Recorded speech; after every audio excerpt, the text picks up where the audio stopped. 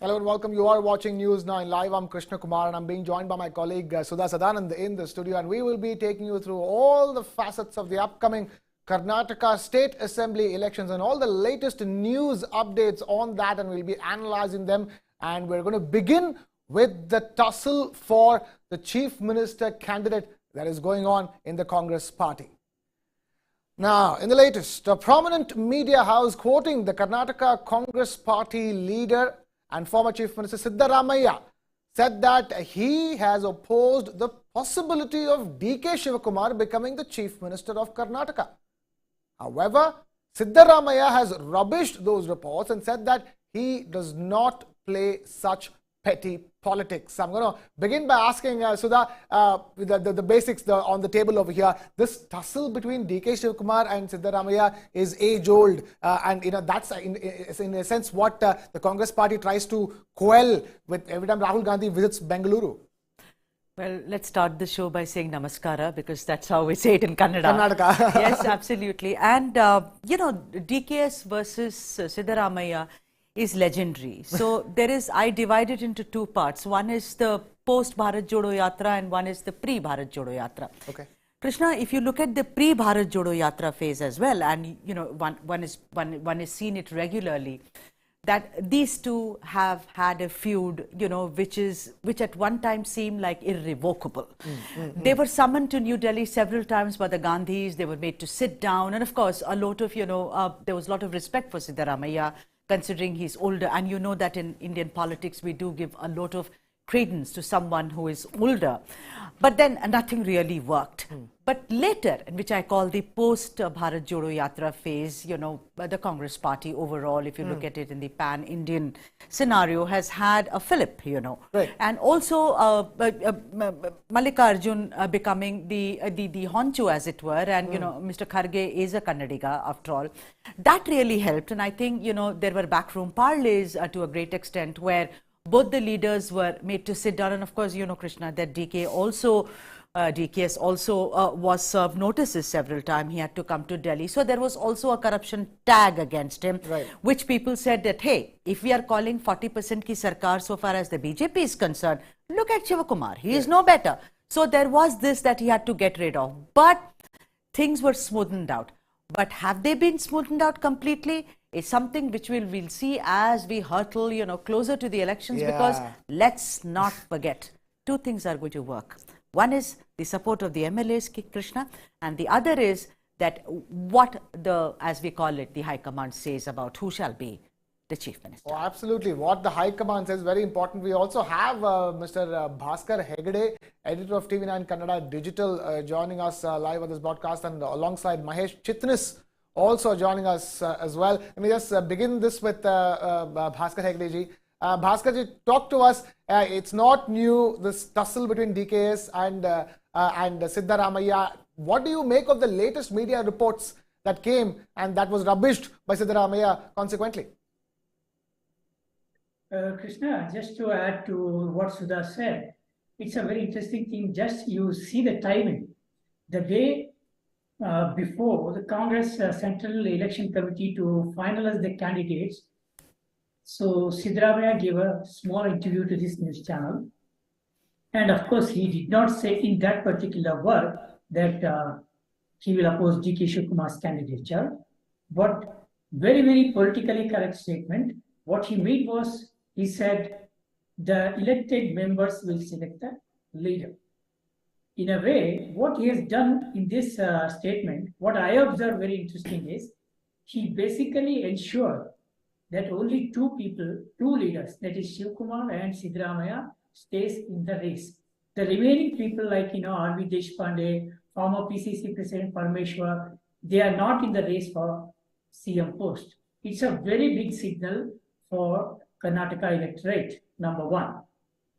Number two, what Siddaramaiah tried to send a kind of test, it's a kind of basically he's testing the waters. So by saying so, and later, of course, he denied very categorically that he did not say anything against D.K. Shivakumar. He's, I think, trying to test the waters to what extent the High Command and the party other leaders would accommodate if the party gets 113, the magic figure, because he's already 75, whether party would consider him for the CM post or whether party would go for a new phase. So I think he tested the water, number one. Number two, he eliminated the remaining names and the leaders' names from the CM post. I think that's how I interpreted it. Right. Let me take this across to Mahesh Chitnis at the stage. Mahesh, that is Bhaskarji's interpretation. How are you reading, the statement and the counter statement of Siddaramaiah? Yes, ahead of elections, one thing Congress doesn't want now is infighting within the two tallest leaders of Karnataka, D.K. Shivakumar and Siddaramaiah, at least openly. So when this issue propped up and some media outlets started covering it, it was Karnataka State in charge Randeep Singh Surjewala who immediately put out a tweet denying all the rumors. After that, Siddaramaiah issued a statement clarifying that he has not said that in such a context, and it was all fabricated, and he was misquoted by the particular media outlet. So, but one thing that has to be interesting is, as Bhaskar pointed out, the timing. Today, the Central Election Committee is holding a meeting to finalize remaining 100 seats. And there are around 35 seats where D.K. Shivakumar and Siddaramaiah's supporters are lobbying for their respective supporters to get the ticket. End of the day, mind you, the MLAs will have a upper hand when deciding the face of the chief minister. So of course, the High Command will be a final, will be taking a final call. But these MLAs will definitely have a say, and to get the supporters as an MLAs, the CEC meeting which is going on currently will be important, and it will be very important to see in which way the High Command lead. Right, and will the High Command lean on the opinion of the newly elected MLAs, Bhaskarji, as Siddaramaiah had originally said, apparently? Krishna, you also know, I also know, it's actually kind of eyewash, to put it in that way, in a very harsh terms. So the chit will come from High Command, and the MLAs, what they do generally, they will pass a one-line resolution authorizing the Congress president to pick the CM nominee. In a way, it's a democratic process. They will not say anything. We will authorize the AICC president to select the CM nominee. That's the one-line resolution they will pass, and they will send it to Delhi. That's one. Number two, what they do, just to send a kind of message to the outside world, the central observers, who they come, generally they interact with individual MLAs one by one, I mean one-on-one, and they get the feedback. Based on that feedback, they will announce the CM candidate. That's also the other possibility. So in 1999, when CM S.M. Krishna was selected, the second format was adopted. They called the MLAs one-on-one, they got the feedback, and they talked to Sonia Gandhi, who was just 1.5 years old as the AICC president. They got the clearance. Immediately, they announced S.M. Krishna's name. So thereafter, in 2013, when Siddaramaiah became CM, that time what they did, in the CLP meeting, the MLAs authorized the AICC president to select the CM nominee. So that's the very interesting thing, format they have adopted, changing. So I think this is the format, the new format they have adopted everywhere, in every state. I think even in 2023 in Karnataka, they may adopt this format, leaving it to the High Command. Right. Fair enough. Quickly, I'm going to take a quick take from Mahesh Chitnis and then get back to Sudha Sadanand, who is with us in the studio. Mahesh, I'm going to ask you one thing. It has gone back and forth. Which way do you think it will sway? And with all, a basic assumption is that the Congress party, is going to win the election with a majority and being able to form the government. This time around, now you've seen Siddaramaiah become a chief minister. Do you think the Congress party will go back to an experienced hand like Siddaramaiah, or finally give D.K. Shivakumar his due, so to speak? On one hand, Shivakumar is a trusted lieutenant of the Gandhi family. But on other hand, Siddaramaiah enjoys a mass following, and he has the capability to get the seats, ensure victory of candidates on his own with lesser support from the party. So being in such a scenario, And one thing I should just tell you, mention it here. When the Siddaramaiah celebrated his 75th birthday in Davangere last year in August, Rahul Gandhi attended it, and there was again infighting between DK Shivakumar and Siddaramaiah. Shivakumar was against it, but what the party they converted into a party event and allowed Rahul Gandhi to attend it. And Rahul Gandhi has particularly mentioned that I'm not the person who usually attends birthday parties, but Siddaramaiah is special. So, and Rahul Gandhi was all praise for him, and so Right. such praise and the recent collaboration between the High Command and the Rahul Gandhis, and Right. secondly, the second seat, the which Siddaramaiah is demanding now, is also under discussion. If that the High Command agrees to it, then of course it will be a plus point for Siddaramaiah, and can be predicted that is High Command is with Siddaramaiah. Fair enough. Fair enough. We'll wait for that. We'll wait for that. Mahesh Chitnis and Bhaskar Hegde, stay with us. We're continuing to discuss the upcoming Karnataka State Assembly elections and the Congress Party in particular. The Congress Party in Karnataka has been facing the ire of many ticket aspirants and their supporters. Queen's Road in Bengaluru city, where the Karnataka Pradesh Congress Committee office, KPCC office, is present, witnessed clashes between the supporters of aspirants. DK Shivakumar made it clear that they are not in a position to accommodate the interests of many aspirants, as they're also seeing several turncoats returning to the Congress Party fold. Meanwhile, Congress Party sources also say that aspirants are finding themselves caught in a battle, really, between DKS and Siddaramaiah. And that's interesting because that comes in the back of the rivalry of the Chief Minister's face between them. Sudha Sadanand continues to be with us in the studio, my colleague and friend. So that talk to us, already you have the who's going to be the Chief Minister face. And this time around, Congress Party has a problem of plenty. So many aspirants, because so many who have from the BJP and the JDS who have come back to the party. They have the money might to demand these tickets, and there's just too many. And whoever it doesn't accommodate, Congress Party is likely to turn them against them. Absolutely, we saw Gopalakrishna, which was very, very dramatic. But the point is, and I would like you to take to Mr. Hegde or Mr. Chitnis, ultimately it's the caste equation. Right. One is a Kuruba leader, the other is a Vokkaliga leader. Right. And if you look at percentages, you will get a different perception. And right. it's Vokkaligas not form a much bigger vote bank than Kurubas. You can't just straight away say, okay, 2 plus 2 is 4 here. It could be 6 as well. Yeah.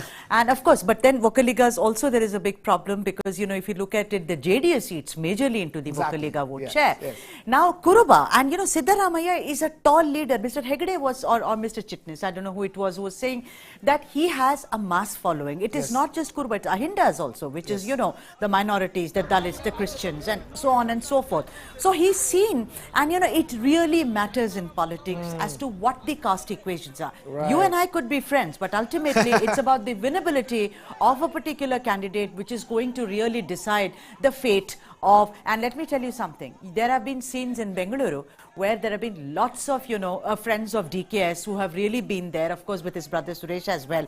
But ultimately, are they all going to get tickets? Is a big question mark. Big question. A multi-million-dollar, multi-crore question mark. Let me take that question mark across to Bhaskar Hegde, who continues to be with us. Bhaskar ji, the Congress Party has to accommodate a lot of aspirants this time around simply because of so many people coming back to the Congress Party fold.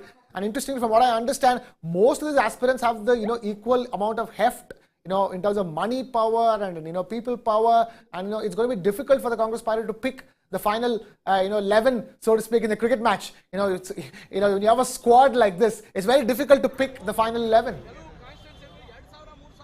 Yes, I agree with you, Krishna. There's one more point we have to discuss.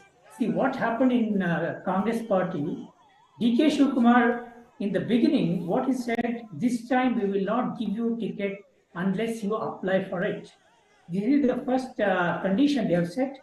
And along with that, they have to pay a few lakh rupees to get application form for the MLA post. So this is the process they have started. Initially, DK Shivakumar said, unless you apply through a proper channel and this process, we will not consider, no matter who he is or she is.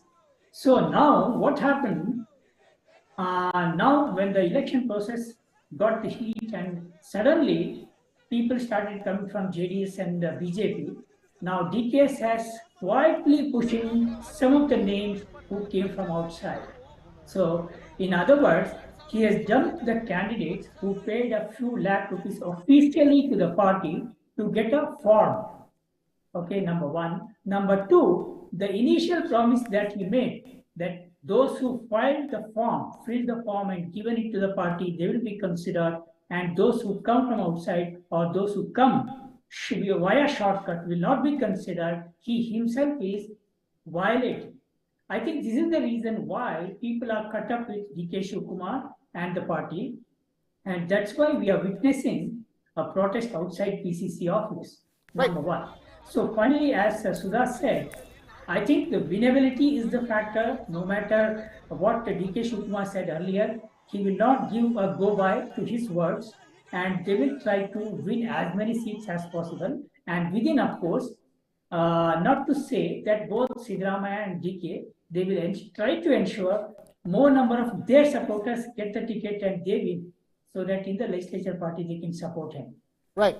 Let me take the results to Mahesh as well. Mahesh, you have about 35 seats in which there's a big tussle between either Siddaramaiah supporters and the DK Shivakumar supporters alone, and then you have the new aspirants in the Congress party.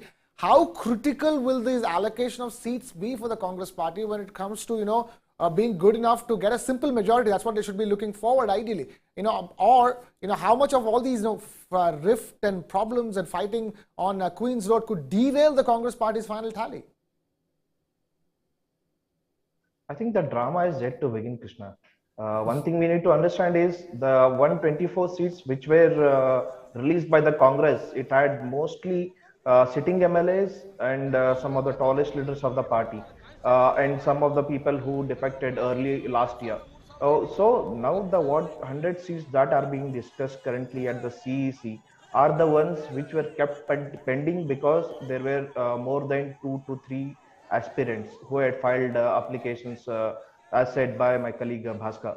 So now these were the seats where there is a lot of competition, and as you mentioned, there are 35 seats where DK Shivakumar and Siddaramaiah supporters are battling it out.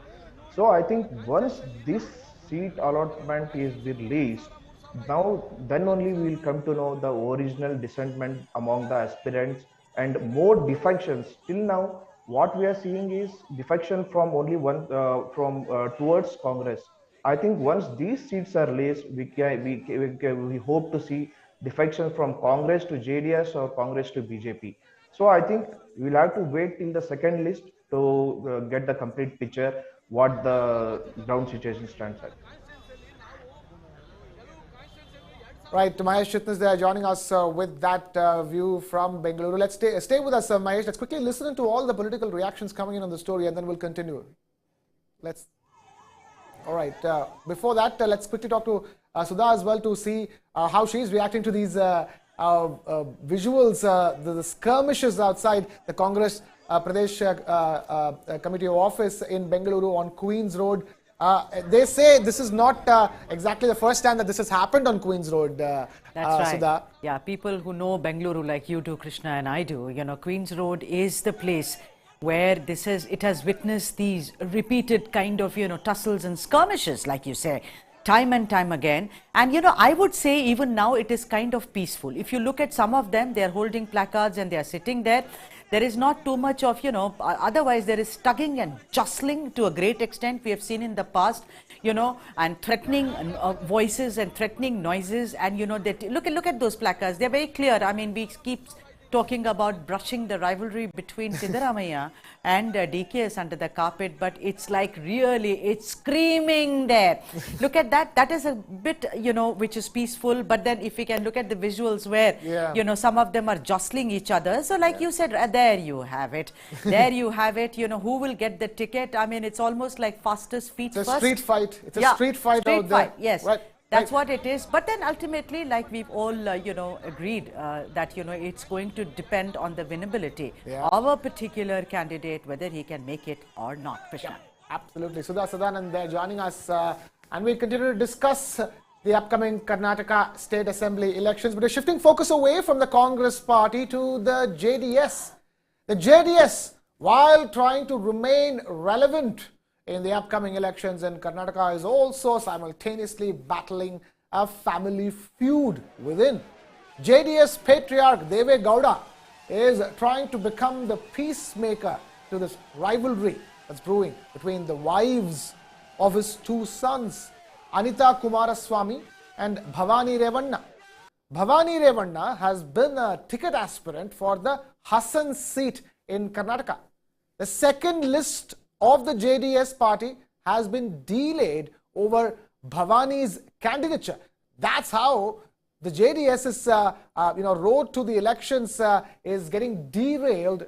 We will begin with a reaction from Sudha Sadanand, who continues to be with us. Sudha, interesting, isn't it? The wives of Deve Gowda's two sons is where JDS is having an internal rift over. We're talking about skirmishes between ticket aspirants in Congress party. This is, blood is thicker than wine, as they say. Yeah, absolutely. An autumn of the patriarch, to quote Marquez. Imagine who would have thought an ex-prime minister of this country, who's being pulled from both sides, one from Anita and the other from Bhavani, of course, Revanna and Kumaraswamy. But I think, what he has done very smartly, and, the experts and what we are hearing on the ground and our sources are telling us is that more than the women, I do not know whether it's a gender issue. I don't want to make it. It's about elections. But then apparently Mr. Deve Gowda wants Nikhil and Prajwal, the grandsons, to be the faces. Apparently, he wants Nikhil to be the local face and Prajwal to be the national face, or vice versa.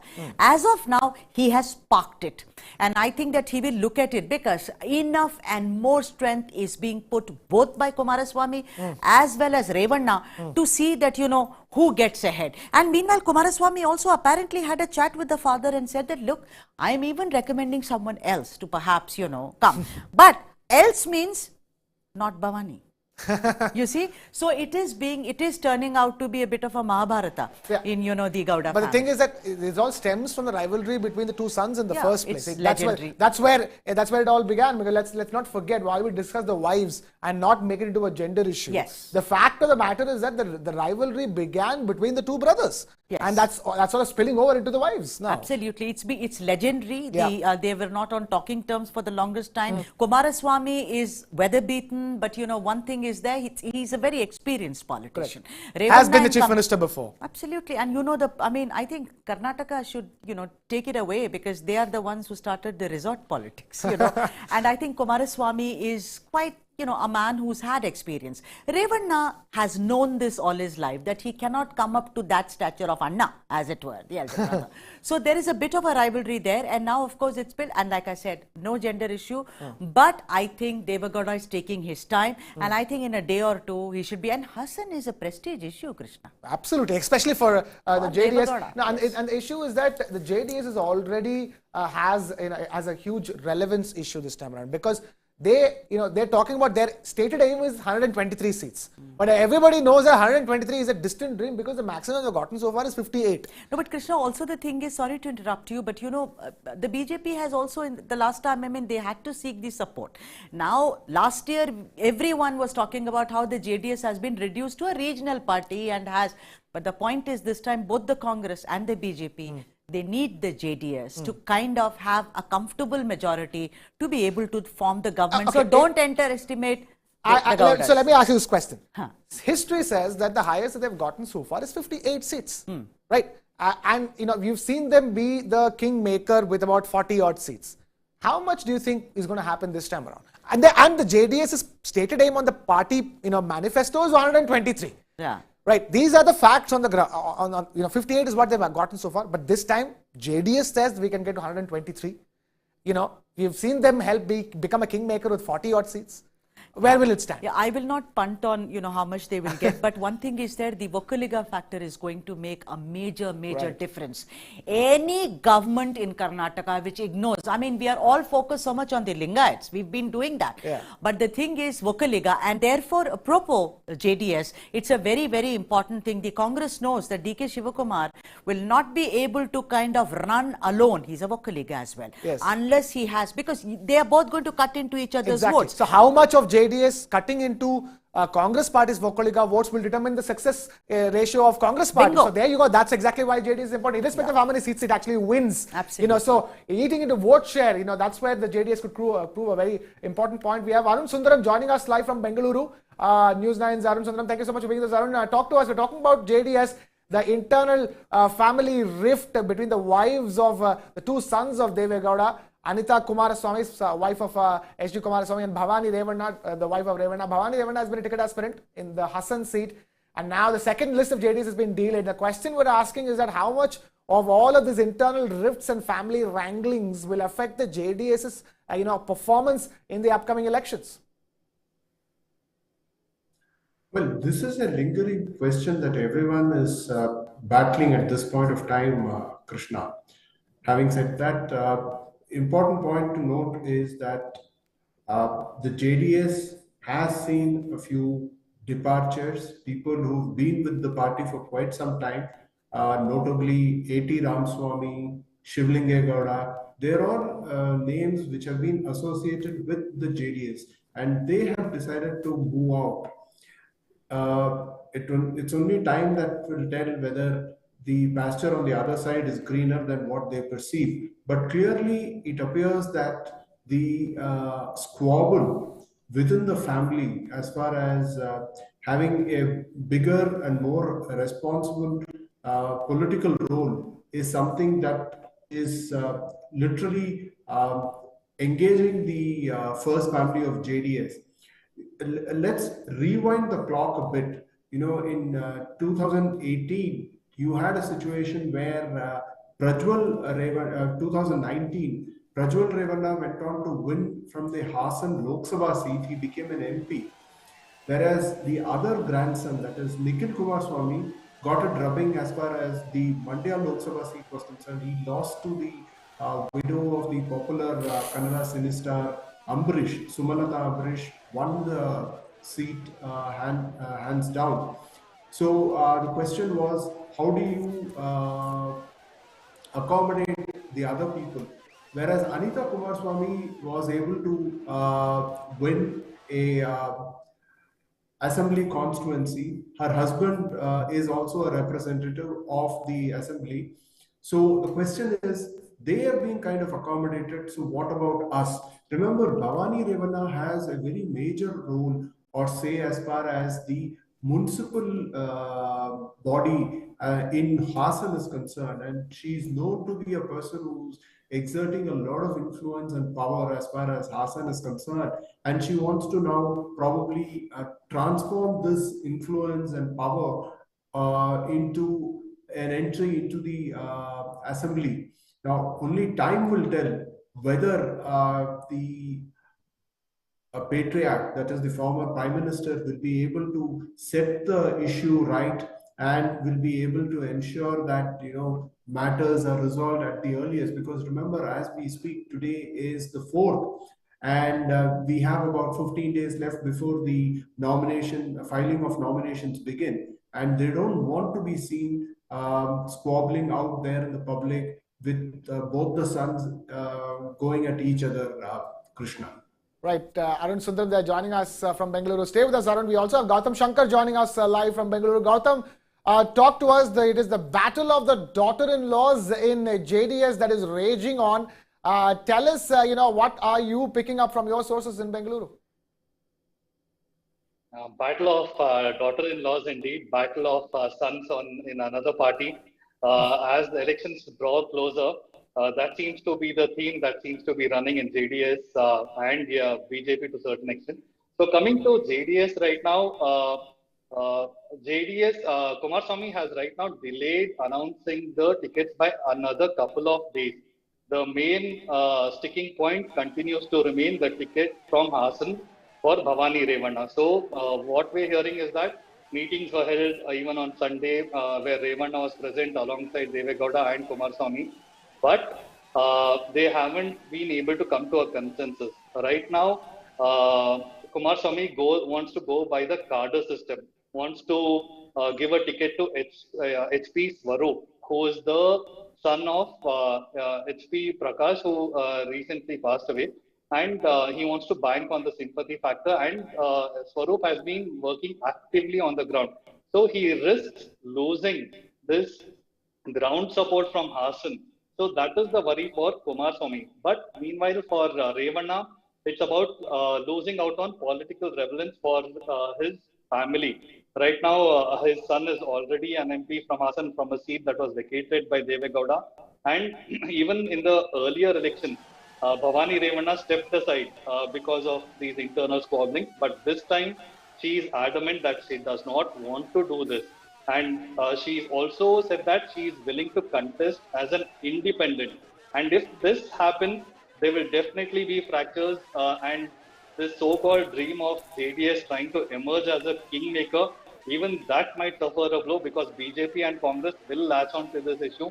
So there are multiple aspects that are playing on Right. this. And that's exactly what I'm asking, issue of Bhavani Gautam. Revanna. Will all these, because at this stage, you know, we're talking about the JDS, you know, the stated objective of the party is that it's aiming for 123 seats in the upcoming elections. It hasn't won more than 58 in history. And its tally has been going down from that 58 number to 40 odd. You know, and it has even been kingmaker with that 40 odd number as well. My question is, you know, how crucial will be the JDS and the Vokkaliga vote in the larger scheme of things, the Karnataka elections, upcoming Karnataka elections? Because even if they don't end up winning seats, you know, if they end up cutting the votes of the Congress party, you know, which is due to go to DK Shivakumar and the Vokkaliga, you know, establishment in the Congress party, do you think, you know, there could be a problem over there? Or what are really the prospects of the JDS in terms of, because it's a question of relevance and survival at this stage for the JDS? Absolutely, it is. If you have to look at the Vokkaliga vote bank, what is the common factor that is holding them together? Is it H.D. Kumaraswamy? Is it Revanna? No, it still continues to be Deve Gowda. About 10 days ago, JDS concluded its Pancharatna Yatra.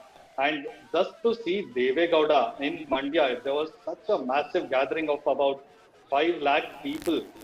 Even though Deve Gowda, with his failing health, he managed to turn up for just a few hours, but that was indeed enough.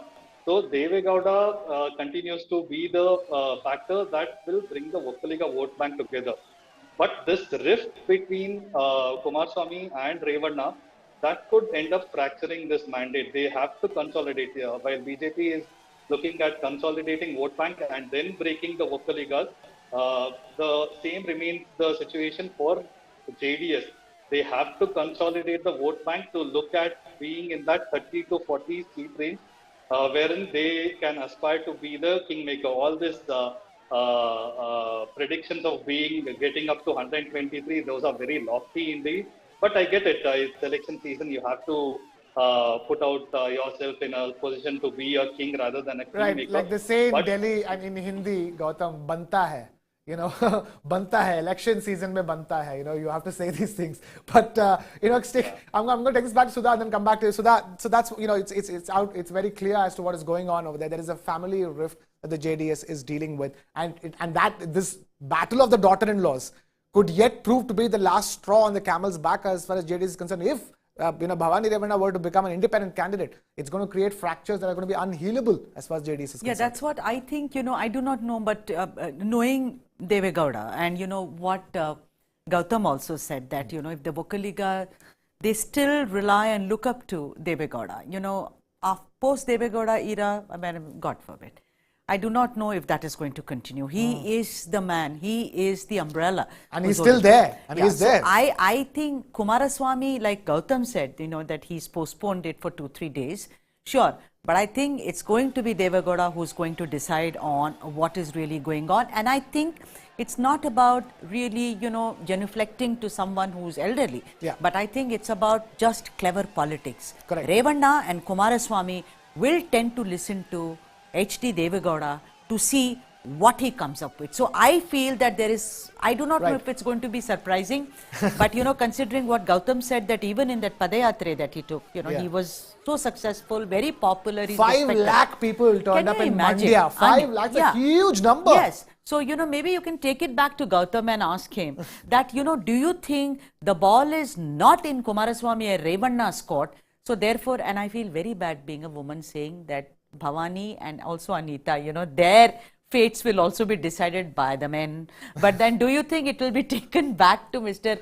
Devegowda or not? I'm not sure. The answer is clear. Devegowda, you've already answered it, so that to be honest, Devegowda is the man who's going to decide. I'm sure Yes. Gautam will agree with that as well. But for now, we are having to move on as far as our coverage and discussions and analysis of the upcoming Karnataka State Assembly elections are concerned. We discussed the Congress Party, we discussed the JDS. Now it's time for the BJP. Karnataka BJP is facing a major hurdle on how to accommodate its party veteran B.S. Yediyurappa and his demand to let B.Y. Vijayendra contest from his bastion of Shikaripura in Shivamoga. The BJP High Command wanted Vijayendra to contest from Varuna in Mysuru against Congress Party's Siddaramaya. However, the B.S. Yediyurappa camp believes that Vijayendra's political career will take off in the legislature only if he contests from Shikaripura. The BJP is in a dilemma as this will spark a controversy regarding the so-called dynastic politics in the party.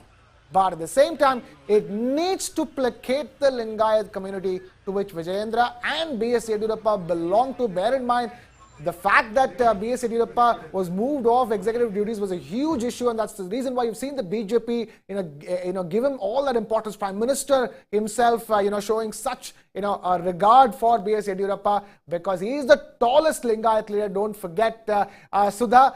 This is again catch-22 for the BJP. We've seen the catch-22 for JDS and the Congress Party. This is a huge catch-22. The BJP's success depends upon the Lingayat vote. And there can't be any doubts, there can't be any fissures, frictions, splitting of the vote as far as the Lingayat vote is concerned. I think it's more about B.S. Yediyurappa. It is more than the party. I'm sorry, although that he was taken. You look at, if we rewind into what is called recent history, when B.S. Yediyurappa was told that, he cannot be, because of his age, be the chief minister, some say he was taken screaming and, shouting that he did not want to, and Basavaraj Bommai was brought. Basavaraj Bommai did not have the heft that Yediyurappa had. And I think it is more about Shikaripura. It is about more what is the bastion of Mr. Yediyurappa. Winnability, as you keep saying. It's a winnability because look at, Ishwarappa who's not in the party, and of course there's a big tussle going on about Ishwarappa also right now. Yeah. But both Yediyurappa and Ishwarappa and, people, journalists, our colleagues will tell you, they both actually built the party while they were, on a bicycle, going from home to home.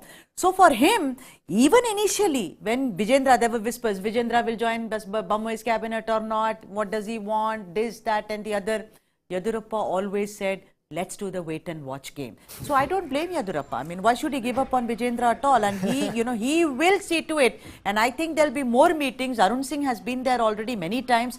Now, of course, Prime Minister is going there also to Tamil Nadu and also others. I think that Yediyurappa will insist that Vijayendra gets what the father wants him to get, Krishna. Right. Let me take this across to Arun Sundaram, who continues to be with us in the broadcast, and then we'll go take this across to Gautam Shankar as well.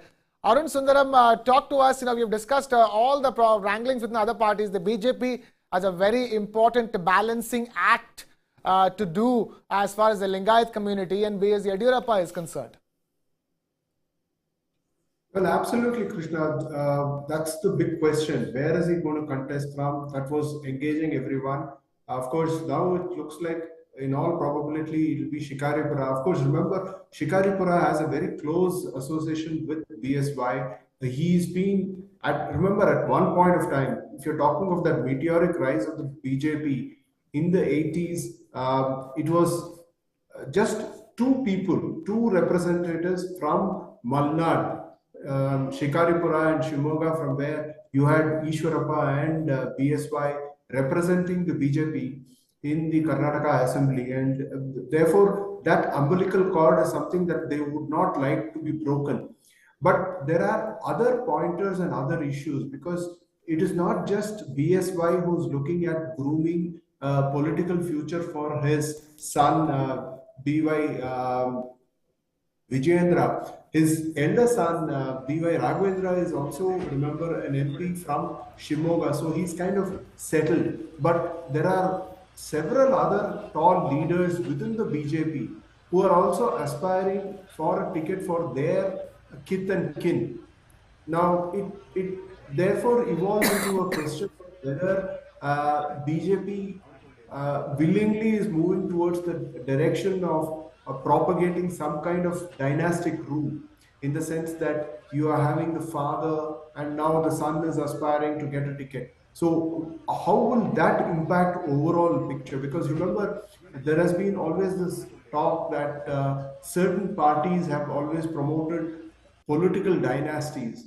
We're not going to take names, but we know what we're talking of. So will the Saffron Party be able to, withstand these murmurs of saying that a few of them have the privilege of getting their sons nominated, whereas others who are aspiring for nomination haven't been able to do so. So if that doesn't, heat up, that debate doesn't heat up, it's all fine. But then there is this lingering doubt, how this would go down, Krishna. Right. How could this go wrong? Let me take this across to Gautam Shankar as well. Gautam Shankar, for the BJP, accommodating Yediyurappa is important, more than accommodating Yediyurappa, giving him the due importance so that the Lingayat community is not offended. But how important will be accommodating Vijayendra in the scheme of things? Like you rightly put, Krishna, it's a catch-22 situation for the BJP because on one hand, they do not want to be seen as a dynastic party. But then we also have these visuals playing here, where Amit Shah told Yediyurappa to allow Vijayendra to greet him. And right now, Vijayendra, he holds a sway within the party. He continues to remain the vice president of the state unit of the party. He's made a name for himself as a good political administrator. He's also engineered a lot of by-poll victories for the party. So he has basically not remained in his father's shadow, so as to say.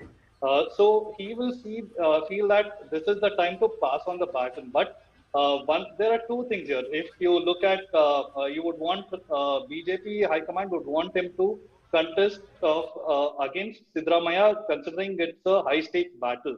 If Vijayendra manages to defeat Sidramaya from Varuna, which was kind of what was on the cards in the previous elections also, but that didn't pan out. But this time again, it's unlikely. But what Yediyurappa is doing is he's posturing to show that, okay, fine, I've held talks, everything is done. Now I'm out with my son, I'm campaigning in Shikaripura. It's done and dusted. From my end, it's done. So the ball is in your court.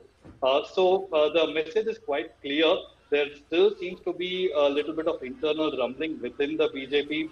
We've seen statements being made as well. So it will not be a cakewalk for Vijayendra to get the seat, but very likely he will end up contesting from Shikaripura this time around. Right, Gautam, the reason why I asked this question also because, Sudha here in the studio keeps talking about winnability will be the final, the final reason why somebody gives a ticket. In that sense, do you think that, this entire, Shikaripura being the seat, it's because of B.S. Yediyurappa's, what do you say, political acumen that has been accumulated over so many years of success that he feels that, you want Vijayendra to win, let him run from Shikaripura. That's the best place for him to win. Absolutely, and also, there have been a lot of comparisons between Bombay and BSY. And Bombay doesn't stand a chance, whether it was formation of the cabinet or the support that he has of his own ministers. People still look at Yediyurappa is the tallest Lingayat leader, is one of the, he is the one who established, the party in Karnataka. So I guess that if you take away Shikaripura from his son Vijayendra, then I think it will be, very foolhardy for them to do it during elections. All right, quick take from Gautam Shankar. Gautam Shankar, where does Vijayendra has the best chance of winning? Is it Varuna in Mysuru or is it Shikaripura? If I were to ask you that. If Varuna was the seat, if he had the best winnability factor, as you're putting, then Yediyurappa would have announced beforehand itself. So Varuna is a constituency that emerged after the delimitation, and right now there's a good concentration of Kuruba votes over there, which is why Sidramaya has chosen the seat.